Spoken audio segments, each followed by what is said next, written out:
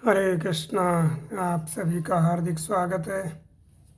तो मैंने आप लोगों को दामोदर अष्टकम के विषय में भाग 9 दिए और श्लोक जो संख्या है वो 5 हुई थी, 4 हुई थी।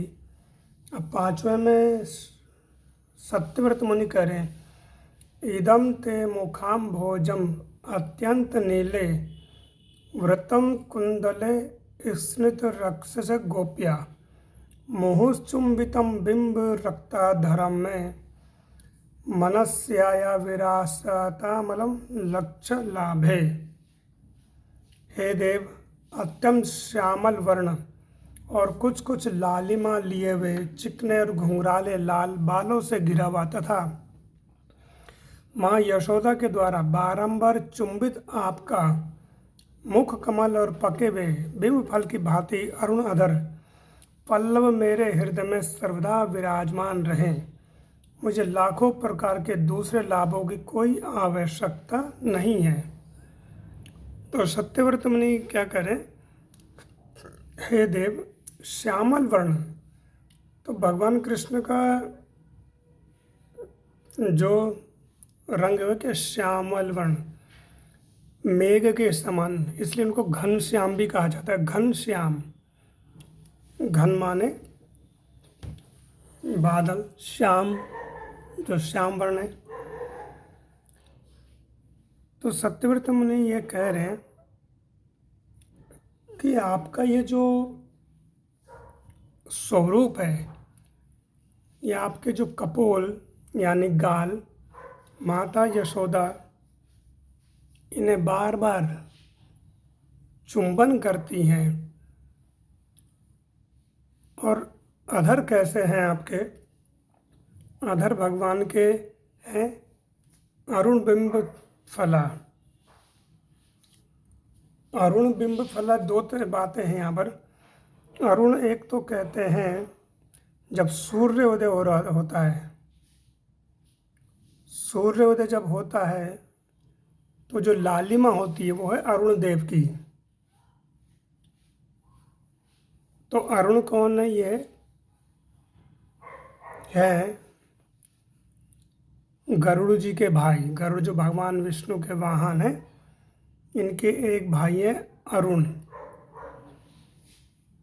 जो कि सूर्य देव के सारथी हैं। वो सूर्य देव का रथ चलाते हैं। तो जो लालिमा होती है वैसे भगवान के अधर हैं, या दूसरे वहाँ पर ये बताया गया है बिंब रक्ताधरम में। बिंब माने होता है अनार। अनार जो बिल्कुल लाल अनार होता है, वैसे भगवान के अधर हैं, सुकोमल। और जब भगवान मुस्कुराते हैं, उनके जो दंत पंक्तियाँ यानी दांत दिखाई देते हैं, तो श्वेत दांत, जैसे हम कभी कभी देखते हैं कि जो बिल्कुल अनार होता है वो लाल होता है और उसको जब काटा जाता है,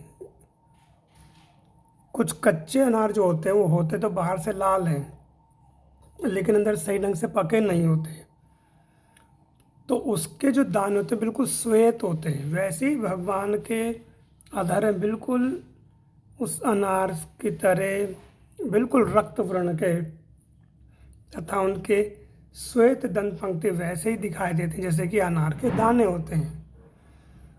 और भगवान के घुंघराले बाल, भगवान के क्या है, घुंघराले अलकावलियाँ हैं। और यहाँ तक कि जो हमारी किशोरी जो हैं उनके भी घुंघराले ही बाल हैं। अत्यंत सुंदर है किशोरी जी, और उनके घुंघराले केश। बालों से घिरा हुआ है। वो कह रहे हैं कि आपका श्यामल वर्ण और कुछ कुछ लालिमा लिए हुए चिकने और घुंघराले लाल बालों से घिरा हुआ तथा माँ यशोदा के द्वारा बारंबार चुंबित। तो भगवान कृष्ण के घुंघराले बाल हैं, केश हैं,